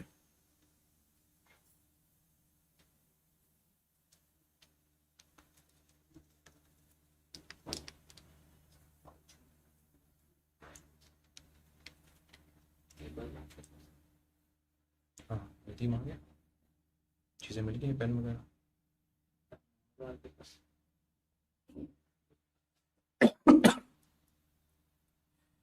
अब देखिए लेमडा फाइंड करना है तो पहले आपको फार्मूला जो रेडबर्ग्स का है वो यूज करना पड़ेगा, 1/λ रेडबर्ग कांस्टेंट 1/p² - 1/n²। पहले लेमडा मैक्स को कैलकुलेट करें। वेवलेंथ तब ज्यादा होती है जब एनर्जी कम होती है। एनर्जी कब कम होगी, जब इलेक्ट्रॉन करीब से आएगा। तो P2 और 2 के सबसे करीब कौन है 3, ये 3 आ गया। अब आपके पास ये आ गया 1/4 और ये आपके पास आ गया 1/9। आपने यहां पर लिया एलसीएम, 9 और 4 का एलसीएम आएगा 36। तो ये आपके पास आ गया 9 - 4, तो ये आपके पास आ गया 5r/36। तो आपने इसका रेसिप्रोकल लेना है क्योंकि आपसे लेमडा मैक्सिमम पूछा। तो जब रेसिप्रोकल लोगे तो आपका आंसर आएगा 36 / 5 × r। इसी तरह दोबारा ये फार्मूला अप्लाई करें और लेमडा मिनिमम को फाइंड करें। अब लेमडा मिनिमम के लिए आपके पास p की वैल्यू तो 2 ही होगी, लेकिन n की वैल्यू क्या होगी, इंफिनिटी। इलेक्ट्रॉन दूर से आएगा, एनर्जी ज्यादा, वेवलेंथ कम। कोई भी चीज इंफिनिटी से डिवाइड हो तो आपके पास आंसर क्या आता है? जीरो। ये जीरो आ गया। ये आपके पास r/4। रेसिप्रोकल लेना नहीं भूलना, क्योंकि ये आंसर नहीं है। रेसिप्रोकल जब लेंगे तो आपके पास आंसर क्या आएगा? वो 4/r आएगा। अब खुद देख लें आप में से किसका आंसर ठीक है, किसका गलत है। फिर कई दफा एग्जामिनर आपको क्वेश्चन में ये भी कहता है कि फाइंड करो रेशो। आपने अब सब चीजें तो कैलकुलेट कर ली, अब आपने रेशो फाइंड करनी है lambda max to lambda minimum. तो lambda max to lambda minimum की अगर रेशो फाइंड करनी है तो 36 5r divide by 4/r।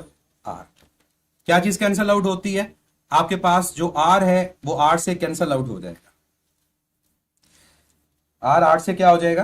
Cancel out हो जाएगा। इसके अलावा 4 इंटू 9 36, ये 5 नीचे जाके मल्टीप्लाई, तो 9/5 आपका आंसर होगा।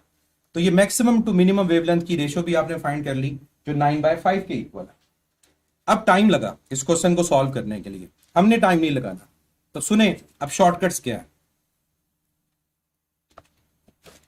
जब भी आपने आइंदा किसी भी सीरीज के लिए लैम्डा मिनिमम को फाइंड करना है तो आपका शॉर्टकट है p² डिवाइड बाय r। यानी अगर फर्स्ट करो बाल्मर सीरीज है तो बाल्मर में p की वैल्यू क्या है? 2 का स्क्वायर 4/r आपका आंसर होगा। नेक्स्ट, किसी भी सीरीज में अगर आपने मैक्सिमम वेवलेंथ को फाइंड करना है, किसी भी सीरीज के अंदर अगर आपने मैक्सिमम वेवलेंथ को फाइंड करना है तो आपका शॉर्टकट क्या होगा? p+1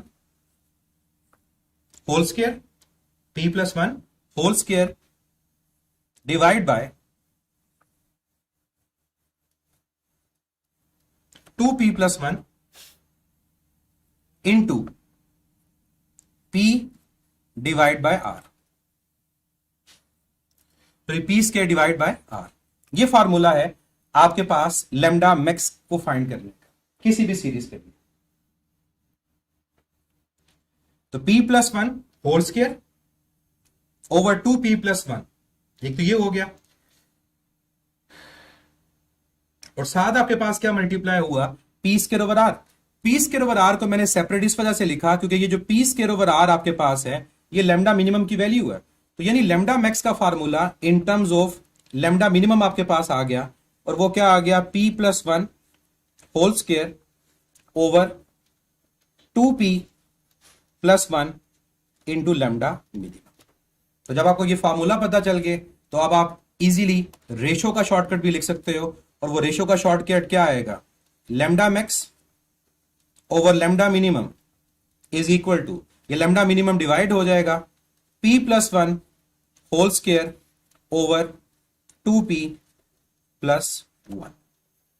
तो ये है शॉर्टकट जिससे आप किसी भी सीरीज में लैम्डा मैक्स और लैम्डा मिनिमम को फाइंड कर सकते हो। पता क्या होना चाहिए? बस उस सीरीज के अंदर p की वैल्यू पता होनी चाहिए। ये प्रैक्टिस के लिए क्वेश्चन करते हैं। ये फर्स्ट करो आपके पास ब्रैकेट सीरीज है और आपसे एग्जामिनर ने क्वेश्चन पूछा कि बताएं जी ब्रैकेट सीरीज के लिए मैक्सिमम वेवलेंथ क्या है, मिनिमम वेवलेंथ क्या है, और इवन आपसे ये पूछ लिया कि इनकी रेशो क्या है। अब आप बजाय उस पूरे मेथड को अडॉप्ट करने के जो शॉर्टकट बताया उसको यूज करो। आपने लैम्डा मिनिमम फाइंड करना है तो लैम्डा मिनिमम का शॉर्टकट है p² ओवर r। ब्रैकेट के लिए p कितना होता है? ब्रैकेट के लिए p होता है 4। आपका आंसर आ गया 16 डिवाइड बाय r। तो 4 का स्क्वायर डिवाइड बाय r, आपका 16 डिवाइड बाय r आंसर आ गया। आपने फाइंड करना है ब्रैकेट के लिए लैम्डा मैक्सिमम की वैल्यू। शॉर्टकट क्या है? शॉर्टकट आपके पास p+1 whole square into p² over 2p+1 into r। अब यहां p की वैल्यू पुट करें, 4+1 whole square into 4 square over 2 into 4+1 into r। अब 4+1 5 का square 25 multiplied by 16 divide by 4 into 2 8 +1 9, आपके पास नीचे क्या आ गया 9 इंटू आर। तो 4+1 5, 5 का स्क्वायर 25, 4 का स्क्वायर 16। अब ऊपर 25 को 16 से मल्टीप्लाई करें, नीचे 9 है, ये आपका आंसर है। तो ये शॉर्टकट का फायदा है कि विद इन नो टाइम आप इसको सॉल्व कर सकते हो। और तीसरी चीज, अगर आपको अब रेशियो फाइंड करनी है तो बजाय इनको डिवाइड करने के जो डायरेक्ट रेशियो का शॉर्टकट है उसको यूज करें। और वो आपके पास क्या है, p+1 whole square over 2p+1।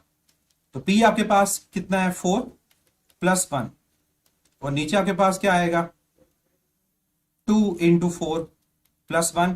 तो ऊपर 25 नीचे 9, ये आपका आंसर। तो ये है फायदा इस शॉर्टकट का कि आप किसी भी सीरीज के अंदर लेमडा मैक्स को सेपरेट, लेमडा मिनिमम को सेपरेट फाइंड कर सकते हैं। 25 इंटू 16 अगर आपसे मल्टीप्लाई नहीं होता तो वो देखें कैसे मल्टीप्लाई करना है।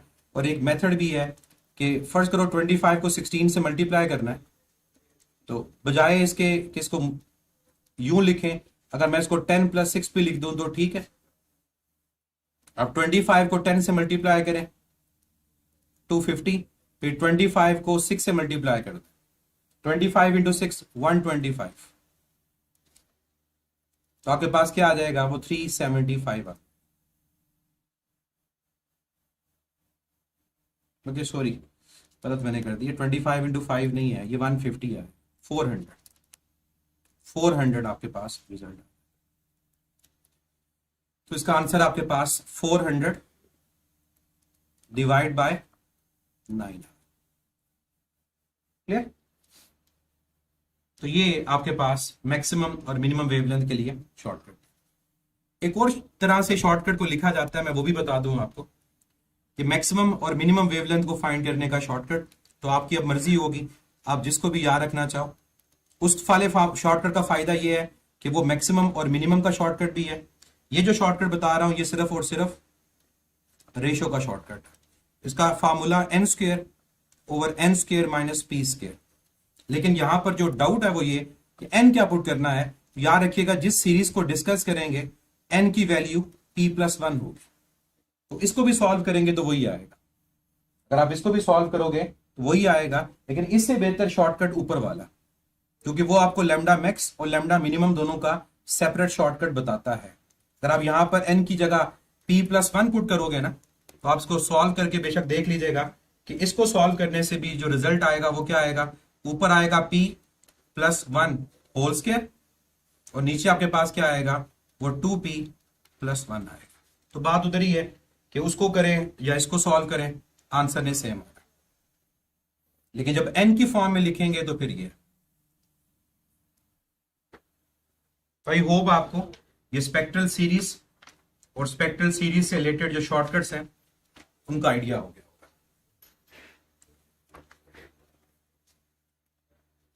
होगा। कोई डाउट है स्पेक्ट्रल सीरीज के हवाले से तो पूछें।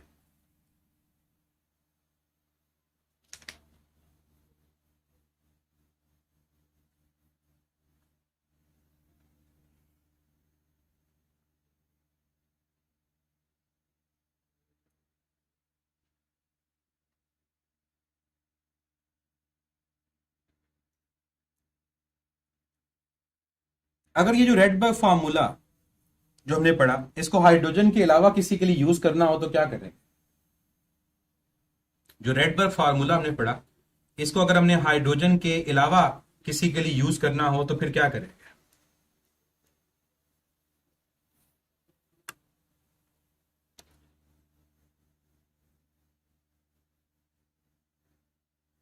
जी minimum number of spectral lines 1 होंगे जब 2 से 1 में आएगा। सीरीज की हिस्ट्री नहीं करनी। 25 इंटू 16 जिस तरह मल्टीप्लाई किया ये हर जगह एप्लीकेबल है। जो मेरा सवाल है उसका जवाब नहीं दे रहे हो। हाइड्रोजन के अलावा अगर इसको यूज करेंगे रेडबर्ग फार्मूला को तो क्या करेंगे।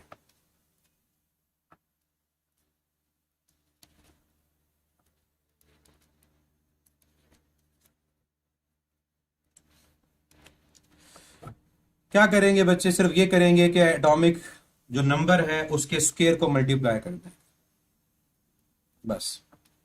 जैसे हमारे फार्मूला के अंदर एटॉमिक नंबर ऐड हो जाएगा, इसी तरह से ये आपके पास आ जाएगा पी स्क्वायर माइनस 1/n²। तो ये आप लोगों ने याद रखना है कि अगर आपके पास एटॉमिक नंबर 1 ना हो, 1 के अलावा कोई गिवन हो, तो आप इसको कैसे सॉल्व करें।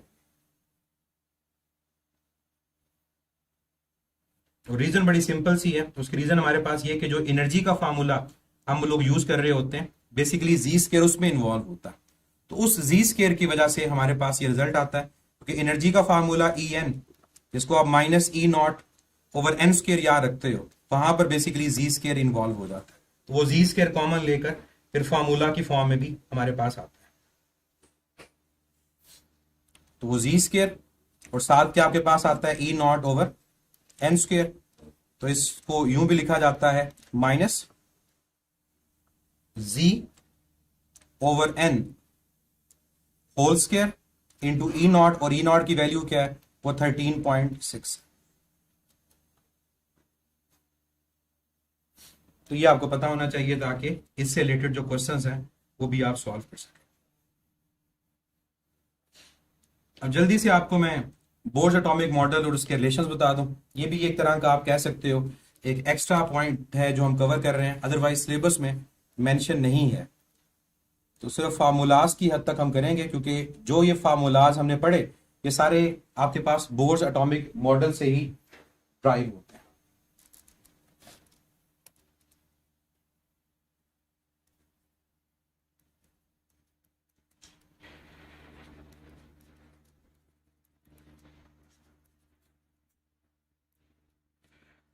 बोर्स एटॉमिक मॉडल, इसके अगर पॉस्युलेट्स की बात करें कि हमारे पास इसके क्या क्या पॉस्युलेट्स हैं, ये आपको पता है कि हमारे पास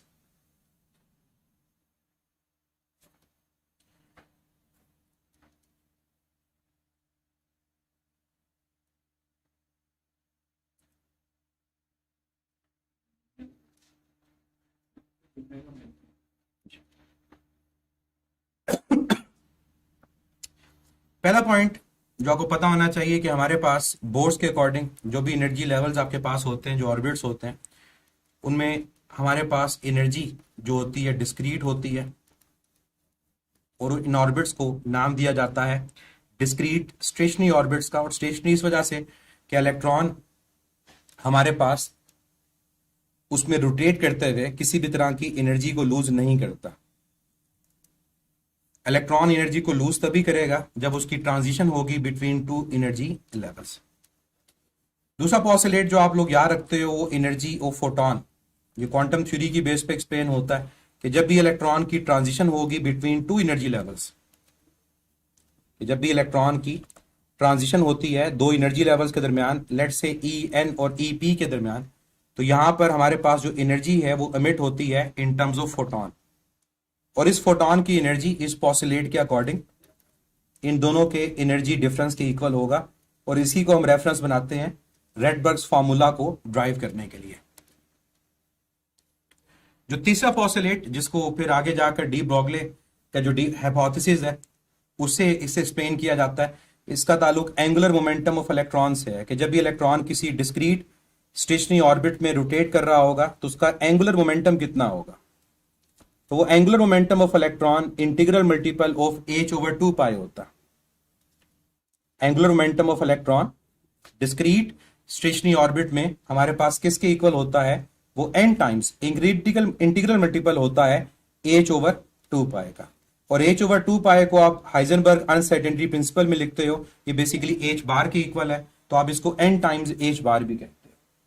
तो इससे रिलेटेड जो क्वेश्चन आपके पास होते हैं कई दफा सिंपल ये होते हैं कि आपको एक्साइटेड स्टेट बताई होती है, वहां से n की वैल्यू आ गई, h बार की वैल्यू आपको पता है क्या है 1.04 10⁻⁻34, मल्टीप्लाई करोगे किसी भी ऑर्बिट में एंगुलर मोमेंटम की वैल्यू फाइंड हो जाएगी। अब इन पॉस्युलेट्स को यूज करते हुए हमारे पास जो फार्मूलाज ड्राइव होते हैं वो कौन कौन से हैं। सबसे पहले क्वांटाइज रेडियस का फार्मूला, कि जिस स्टेशनरी ऑर्बिट के अंदर डिस्क्रीट स्टेशनरी ऑर्बिट में इलेक्ट्रॉन रिवॉल्व कर रहा है, अगर आप उसके रेडियस को कैलकुलेट करना चाहो तो फार्मूला आपके पास क्या है, एक दो दफा इसको लिखेंगे आपको याद हो जाएगा, n square h square over 4 pi square k ई स्क्वेयर इंटू एम। यह हाइड्रोजन के लिए मैं लिख रहा हूं, ये बात याद रखनी है, क्योंकि अगर हाइड्रोजन के लिए नहीं होगा तो फिर यहां पर क्या चेंज आएगा, यहां पर आपके पास एटॉमिक जो नंबर है वो इन्वॉल्व हो जाएगा। तो हम जो ये फार्मूला सारे लिख रहे हैं ये किसके लिए लिख रहे हैं, ये हम हाइड्रोजन के लिए लिख रहे हैं। अगर आप हाइड्रोजन के अलावा लिखना चाहोगे तो इस फार्मूला के अंदर चेंज ये आएगा कि डिनोमिनेटर के अंदर आपके पास जी इन्वॉल्व होगा डिनोमिनेटर में, बल्कि मैं लिख भी देता हूं उसको कि वो क्या होगा, वो आपके पास n square h square over यहां पर जी आपके पास एक्स्ट्रा आ जाएगा और बाकी 4 पाई स्क्वेयर के ई स्क्वेयर एम। अब इस फार्मूला के अंदर एन के अलावा ये जो बाकी पूरा का पूरा फैक्टर है 4 पाई स्क्वेयर के ई स्क्वेयर एम ये कांस्टेंट है, और जब एन की वैल्यू 1 पुट करें तो ये बेसिकली आपका जो फर्स्ट ऑर्बिट है जिसको आप ग्राउंड स्टेट बोलते हो, ये उसके रेडियस की वैल्यू है। इसको रिप्रेजेंट किया जाता है R1 से, तो ये फार्मूला आपके पास चेंज होकर बन जाता है N square into R1।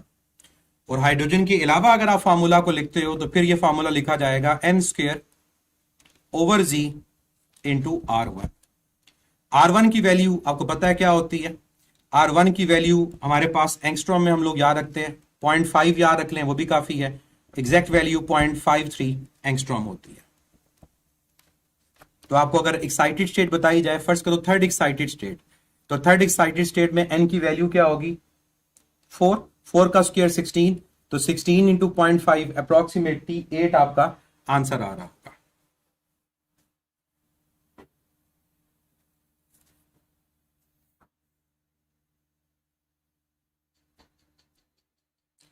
Dependence की बात करें कि हमारे पास इसकी डिपेंडेंस किस पर है, तो डिपेंडेंस आपको पता है कि जो आर है ये डिपेंड कर रहा है एन के स्क्वायर पे, इसके अलावा आर डिपेंड कर रहा है आपके एटॉमिक नंबर पे।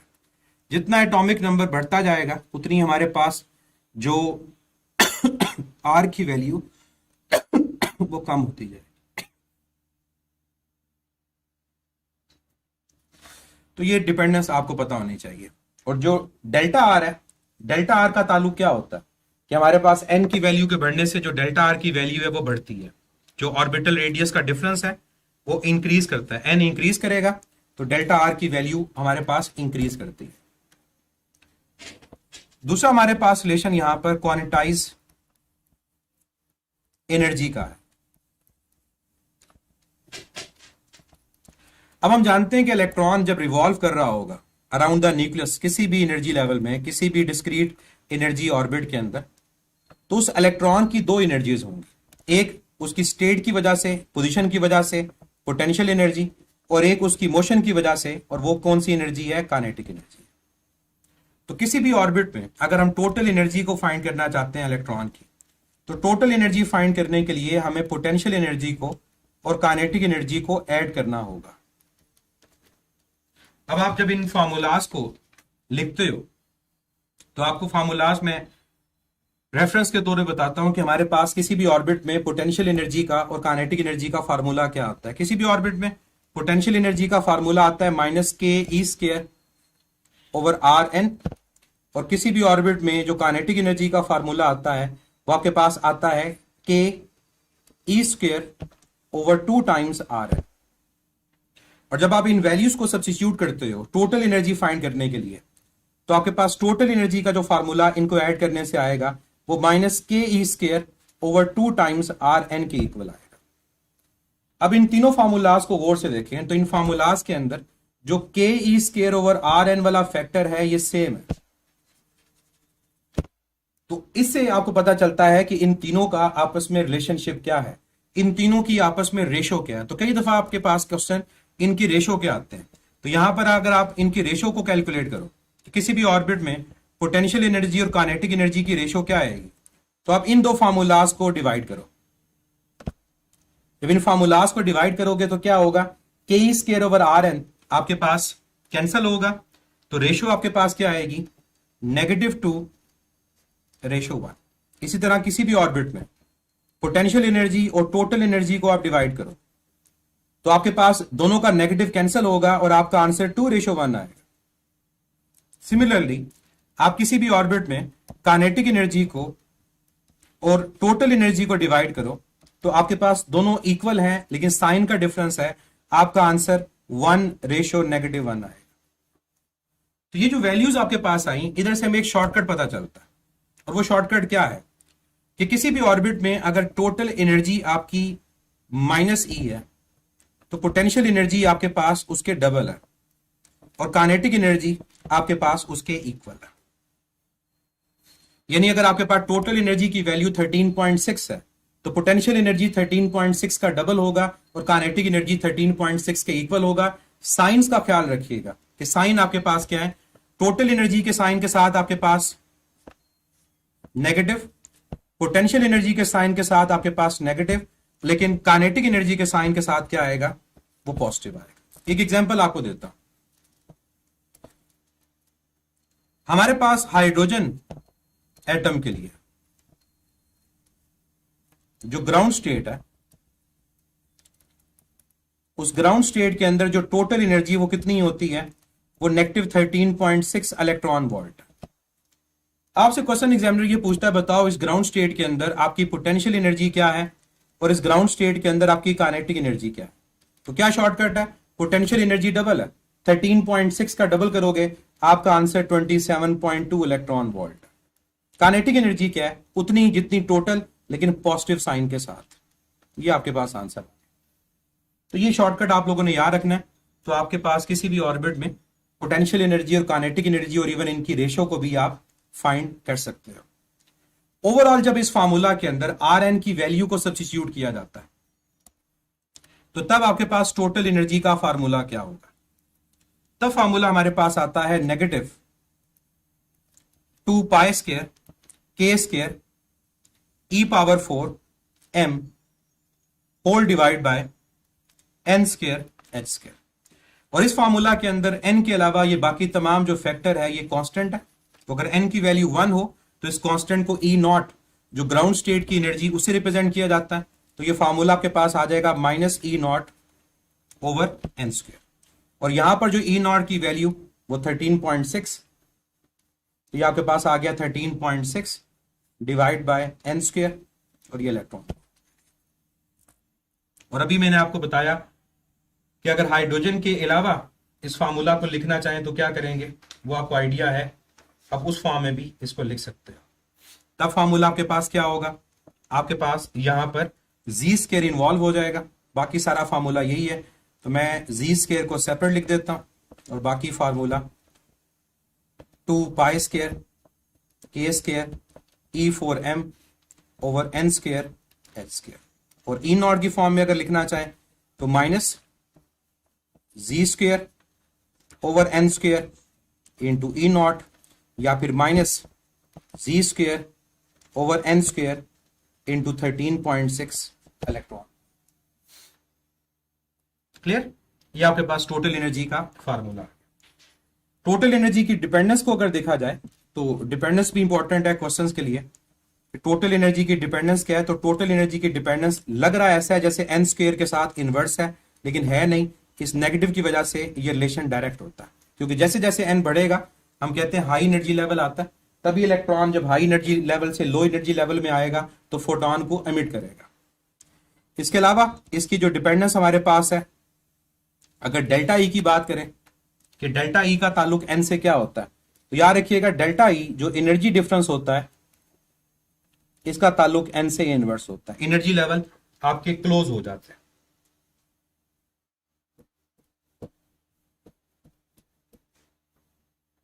क्लियर। और z के साथ भी आपको पता होना चाहिए कि z के साथ इसका रिलेशन डायरेक्ट है। अब यहां साइन इग्नोर करेंगे, साइन के साथ रेफरेंस नहीं आता। जितना एटॉमिक नंबर आपका इंक्रीज करेगा उतनी आपके पास एनर्जी इंक्रीज करेगी।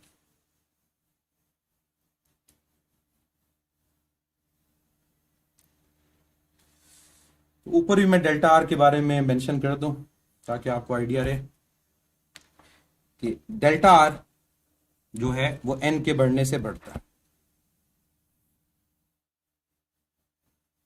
नेक्स्ट फार्मूला वेलोसिटी का, कि किसी भी ऑर्बिट में हमारे पास इलेक्ट्रॉन की वेलोसिटी, उसको फाइंड कैसे करेंगे।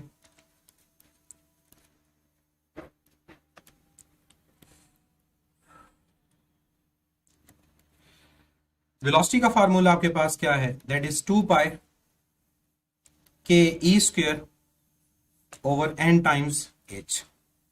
और इस फार्मूला के अंदर भी हमारे पास ये फैक्टर एन के अलावा कांस्टेंट है, इसको आप v1 कह सकते हो, जो फर्स्ट ऑर्बिट या ग्राउंड स्टेट की वेलोसिटी है, तो ये v1 ओवर n आएगा। और v1 की वैल्यू होती है 2.2 इंटू 10⁶ मीटर पर सेकेंड। तो अगर आपको ये याद हो, आपने n से डिवाइड करना है, आपके पास किसी भी ऑर्बिट में जो वेलोसिटी की वैल्यू है वो फाइंड हो जाएगी।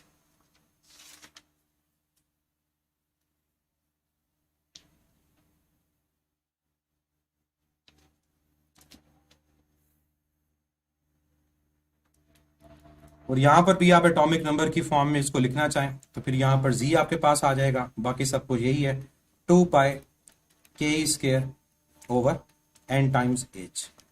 इसको हम लिख सकते हैं जी ओवर एन इंटू v1, या फिर जी ओवर एन इंटू 2.2 10⁶ मीटर पर सेकेंड। क्लियर। तो ये आपके पास वेलोसिटी, रेडियस और एनर्जी का फार्मूला। डिपेंडेंस भी बता दूं, वैसे आप खुद भी देख सकते हो डिपेंडेंस क्या है। वेलोसिटी का डिपेंडेंस एटॉमिक नंबर से डायरेक्ट है, इसके अलावा वेलोसिटी का क्वांटम नंबर के साथ इनवर्स।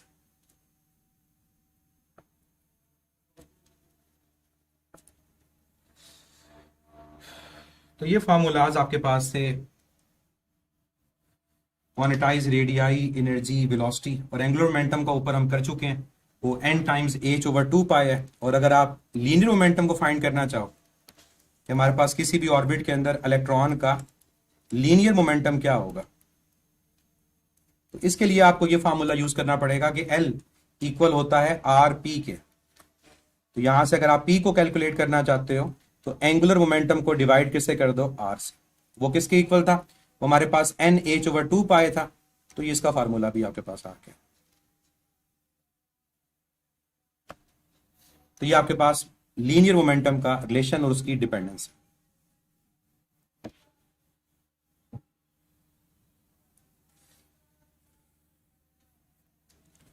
लास्ट पॉइंट, अगर n की वैल्यू हमारे पास इंक्रीज करती है तो हमारे पास जो r की वैल्यू है वो भी इंक्रीज करेगी, जो डेल्टा r की वैल्यू है वो भी इंक्रीज करेगी, जो टोटल हमारे पास एनर्जी है वो डिक्रीज करेगी, जो एनर्जी डिफरेंस है वो इंक्रीज करेगा। What about potential energy and kinetic energy, उसका आंसर आप क्या दोगे कि अगर मैं यहां पर पोटेंशियल एनर्जी को लिखता हूं तो पोटेंशियल एनर्जी पे क्या फर्क पड़ेगा, अगर मैं काइनेटिक एनर्जी पे लिखता हूं उस पर क्या फर्क पड़ेगा, और इसी तरह से अगर वेलोसिटी की बात करें इसका क्या फर्क पड़ेगा। वेलोसिटी का मैं बता चुका हूं कि n का और वेलोसिटी का ताल्लुक इनवर्स है, तो n के बढ़ने से हमारी जो वेलोसिटी होगी वो कम होगी। वेलोसिटी अगर कम होगी तो काइनेटिक एनर्जी के बारे में क्या कहोगे, काइनेटिक एनर्जी डिक्रीज करेगी। पोटेंशियल एनर्जी के बारे में याद रखिएगा कि जितना दूर जाएंगे हमारे पास स्टेट का चेंज है, पोटेंशियल एनर्जी इंक्रीज करती है।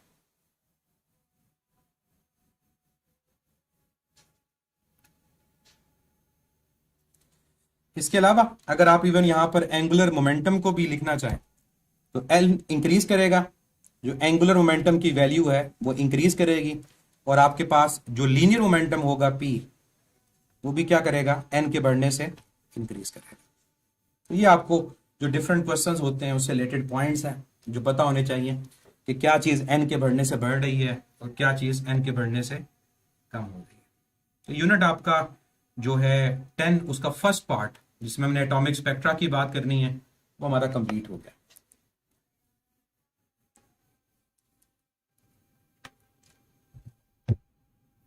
एन का और ई का ताल्लुक हमारे पास, बल्कि मैंने यहां पर रिवर्स कर दिया, बिल्कुल एन के बढ़ने से एनर्जी बढ़ती है, एनर्जी डिफरेंस कम होता है। शुक्रिया।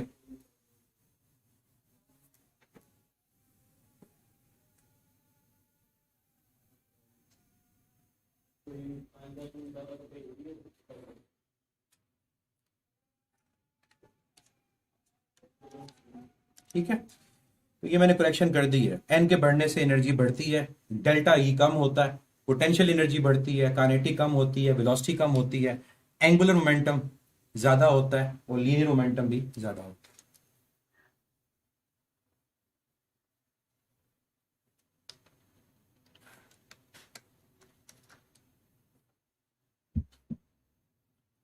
कोई पॉइंट आज के लेक्चर के हवाले से तो पूछें। इसका पीडीएफ मैं आप लोगों से शेयर कर दूंगा न्यूक्लियर फिजिक्स को, फिर इसके बाद हम इंशाल्लाह कल स्टार्ट करेंगे। शॉर्टकट्स की फॉर्म में इस यूनिट को याद रखेंगे तो आपके लिए इजी होगा।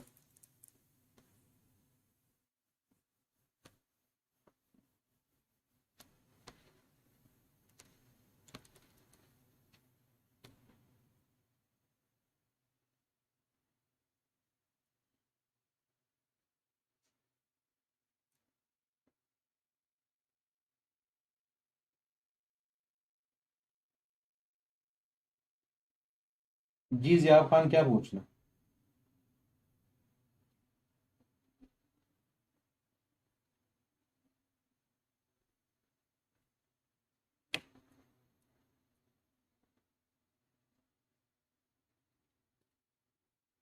जिया खान पूछें, फिर आपकी बायो की क्लास स्टार्ट होनी है।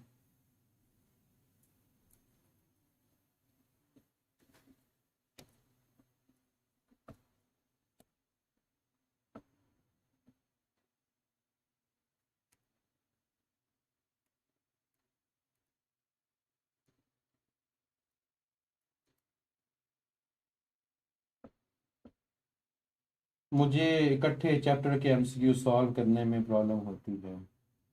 ना किया करें इकट्ठे, थोड़े थोड़े कर लिया करें। रदरफोर्ड के मुताबिक फर्स्ट किसी भी ऑर्बिट में इलेक्ट्रॉन जब रिवॉल्व कर रहा होता है तो वो अपनी एनर्जी को लूज करता है, और बोर ने कहा था एक ऑर्बिट में रहते हुए इलेक्ट्रॉन अपनी एनर्जी को लूज नहीं करता, वो एनर्जी को तभी लूज करेगा जब वो ट्रांजिट करेगा बिटवीन टू एनर्जी लेवल्स।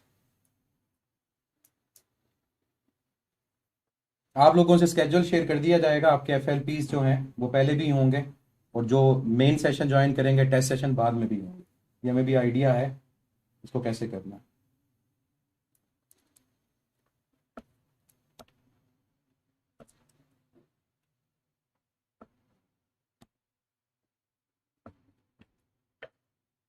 आप क्या करें, आप सब्र करें बच्चे, जो आप में नहीं है। सब्र करेंगे सब कुछ हो जाएगा। जो चीज आप सोच रहे हैं वो हम आपसे पहले सोच रहे हैं कि उसको क्या करना है। अगर कॉन्सेप्ट क्लियर है, एमसीक्यू नहीं होते, फिर आपके कॉन्सेप्ट क्लियर नहीं है। आपको अपने कॉन्सेप्ट्स को मजीद स्ट्रांग करना पड़ेगा, तब जाकर फिर आपके ये मसाइल हल होंगे। मैं पहले भी कई दफ़ा कह चुका हूँ, जब हम एफएससी पढ़ते हैं तो एफएससी में हम अपने कॉन्सेप्ट्स को क्लियर नहीं करते जहाँ टाइम ज़्यादा होता है, और जहाँ टाइम ज़्यादा होता है वहाँ पर एमसीक्यूज़ को सॉल्व भी नहीं करते। तो फिर जब 2 माह रह जाते हैं, 3 माह रह जाते हैं एंटी टेस्ट में, फिर हम सोचते हैं कि यहाँ पर हम अपने कॉन्सेप्ट्स को भी अच्छे कर लें, फिर हम ये सोचते हैं कि यहाँ पर हम बस ज़्यादा ज़्यादा प्रैक्टिस भी कर लें। तो कैसे दोनों चीज़ें पॉसिबल हैं? पॉसिबल तभी होंगी जब आपको फिर यहाँ पर मेहनत ज़्यादा करनी पड़ेगी। आपको वो तमाम चीज़ें जो आपने 2 साल में कवर नहीं की उनको दोबारा रिवाइज करना पड़ेगा। कशमाला, मैंने ग्रुप में मैसेज किया था, प्रीमियम वालों ने सेपरेट फी सबमिट नहीं करनी, उनके पहले वाली फी में टेस्ट सेशन शामिल है। मैसेज पढ़ा करें ग्रुप में जो आते हैं। न्यूमेरिकल्स नहीं होते बच्चे, न्यूमेरिकल वैसे भी जो मेडिकल के स्टूडेंट्स होते हैं उनके वीक होते हैं, और इतना ज़्यादा न्यूमेरिकल से ना घबराएं। आपके न्यूमेरिकल का पोर्शन बहुत थोड़ा होता है ओवरऑल टेस्ट में, ज़्यादा पोर्शन आपका थ्योरेटिकल है, रिकॉल के क्वेश्चन ज़्यादा है। तो रिकॉल के क्वेश्चंस को अगर आपने प्रॉपरली कवर नहीं किया तो फिर न्यूमेरिकल्स हो ना हो, उससे क्या फर्क पड़ेगा। आप न्यूमेरिकल से घबरा रहे होते हैं और आप लोगों का अभी पूरा फोकस न्यूमेरिकल्स पे होता है। अब जब आप ये पढ़ रहे हैं कि बाल्मर सीरीज है किस रीजन में लाया करती है, उसका फार्मूला क्या है, ये वो क्वेश्चन है जो रिकॉल किया है, ये क्वेश्चन ज्यादा आने हैं, इनको आप इग्नोर कर देते हो और इनकी बजाय उन की तरफ चले जाते हो कि इनसे रिलेटेड न्यूमेरिकल क्या आएंगे, कैसे आएंगे, और उसमें फंसे रहते हो। और मोस्टली आप लोगों से न्यूमेरिकल वही नहीं आते होते जो आपके लेवल के भी नहीं होते, जो आपने करने भी नहीं है, बस सिर्फ और सिर्फ वो डिफरेंट बुक्स में और डिफरेंट ग्रुप्स में शेयर हो रहे होते हैं, बस उसी ध्यान में आप उस रेवड़ में शामिल हो जाते हो और उनको करने की कोशिश करते हो, वो फिर नहीं होते, तो फिर आप लोग डिमोटिवेट होते हैं।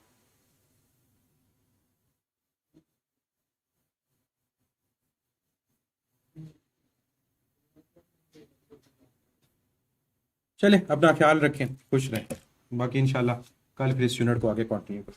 अल्लाह हाफिज़।